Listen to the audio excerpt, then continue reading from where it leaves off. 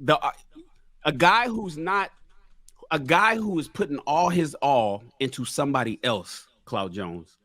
Somebody, the guy that you're talking about, the one that you say, damn man, this dude was fly back in the day. He had it going on when then he got married, and what the fuck happened to you? Oftentimes, and I know this may sound chauvinistic or maybe not more chauvinistic than misogynistic. He put all of his attention in somebody else instead of concentrating on his own shit.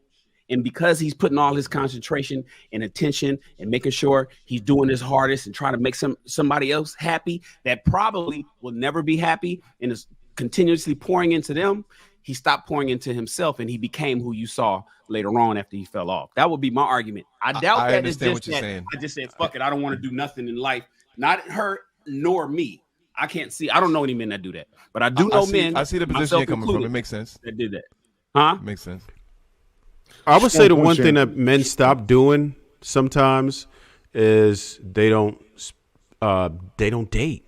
Like they used to take their lady out a lot, like when they were courting and trying to secure it, but then sometimes they just stop. They don't go out anymore. They don't spend that one-on-one time. The intimacy drops off, and that's a major complaint I hear from a lot of women. They don't, because you would take them out. It would be date night. You would take them out a lot. You get married, you start worrying about bills, you start worrying about kids.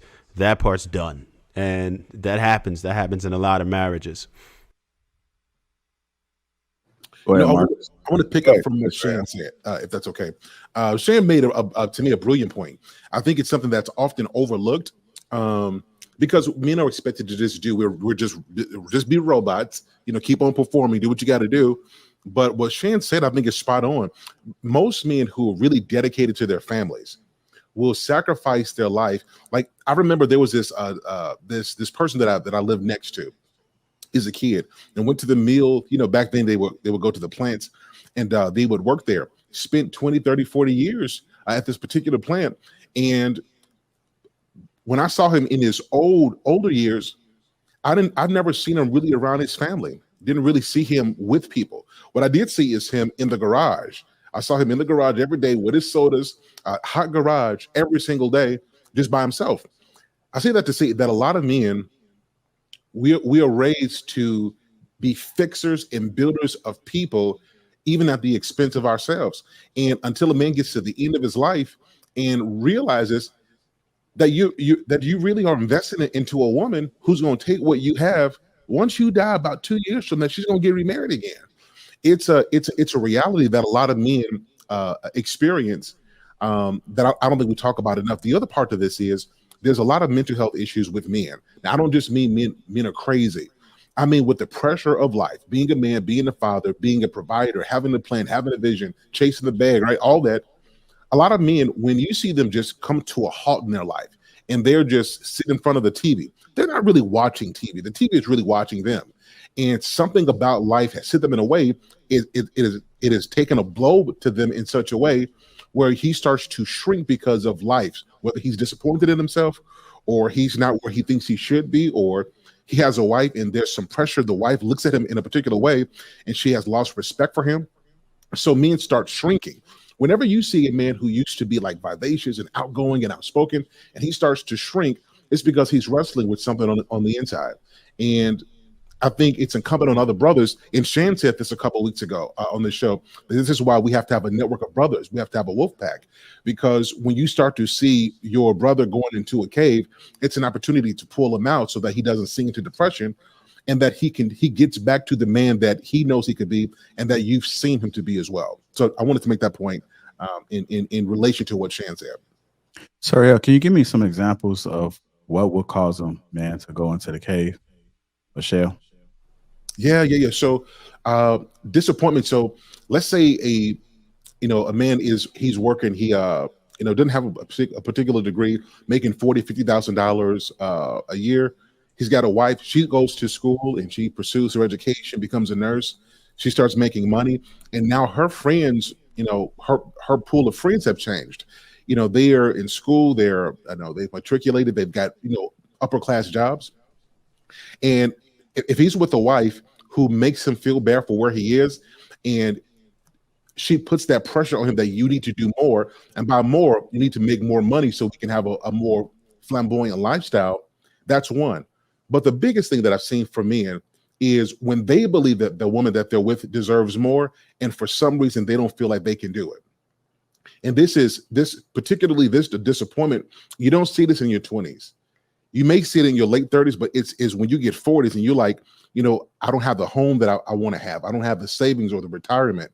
And you start looking forward and you realize that you're not going to have the same opportunities and energies going forward, that and you don't know how to change. I think that's what makes men slip into a cave, because he's disappointed within himself. And when a man feels disappointed within himself, he becomes a very negative person to be around. And it's not that he's trying to be mean or he's trying to be a monster. Is that men don't know how to exist outside of what we can look at and see he's performing and what he's doing. And when a man can't perform and do what he believes he can do, he becomes a very angry, a very cantankerous. He's hard to please and be around. And it's not because the people around him are doing something wrong. It's because he's fighting and he's beating up himself because he feels like he should do more and he doesn't know how to do it. So I think those are the two reasons. Either he's with a woman who puts unrealistic pressure on him, or he's just disappointed within himself. All right. Sean, did you want to say something? Okay. Go ahead, Marcus. All right. Y'all can hear me now? Yes, sir. All right. Great. So I missed part of it because I was restarting the computer. But I think what Sir Hill talking about, like, I think that happens a lot. Particularly when men, and it's not necessarily a monetary value either. So I've heard women talk about why they wouldn't date a man that makes less than them because of what Sir Hill is saying, that the men will come with that in energy, right? Because they don't feel adequate enough, and then they seem to take it out on her. I think Grant Cardone's wife was talking about this one day, where she was saying he needed to have a bigger purpose, because if he didn't have something larger he was working on, then he would take all of that energy and direct it towards me. And she said she couldn't take it the way he would direct the energy towards it. So I think you spot on with that, Sir Hill. I think the other thing is the way we view masculinity with the change in landscapes and jobs and all these things.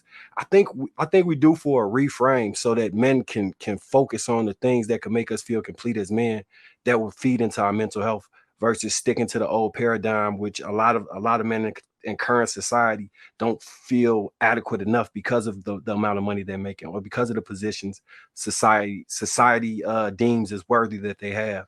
So if because men are valuable, right? In the truest form, men will always be valuable.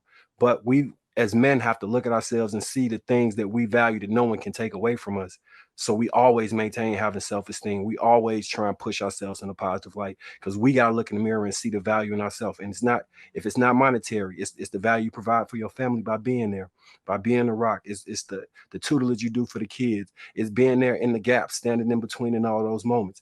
That is real value that we provide. And it's not on paper, and it's not a dollar amount attached to it.